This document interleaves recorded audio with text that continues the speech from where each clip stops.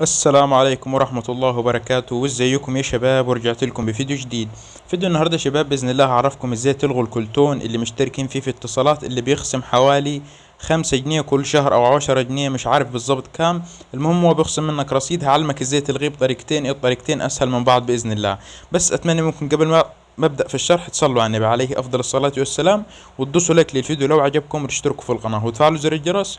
ومن غير مقدمات كتير يلا نبدأ في الشرح. طبعا يا جماعة الطريقة سهلة جدا. أول طريقة هتكون من خلال ما اتصالات، وتاني طريقة عبارة عن كود هتكتبوه. تمام. طبعا ما اتصالات الطريقة منه سهلة جدا. انت بتنزل التطبيق وبتفتحه زي كده يا جماعة اهو. بيفتح معك على الواجهة الرئيسية دي اللي انت شايفها. بعد كده بتدوس على كلمة الخدمات، وبتروح على الخدمات المشترك بيها، وبتلاقي هنا الكلتون اهو يا جماعة. بتلاقي في المكان ده الكلتون هنا تحت.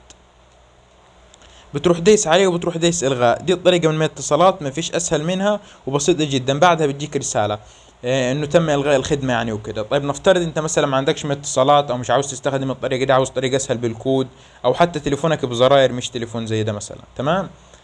طريقه سهله. لو بالكود هتروح رايح على لوحه الاتصال وهتكتب نجمه 15 نجمة 5 شباك. تمام. وهتروح دايس على علامة الاتصال، وهتستنى يا جماعة لحد ما يجيلك زي كده. بيقول لك هنا كمل اشتراكك. انا مش مشترك فيها، ولكن هنا بيقول لي كمل اشتراكك واحصل على 25 مكس هدية. طبعا كنوع من الاغراء، يعني انت هتشترك وتاخد 25 مكس وهنخصم منك رصيد كل شهر. فانا لا يا جماعة، مش عاوز اشترك، وهدوس الغاء الخدمة. تمام.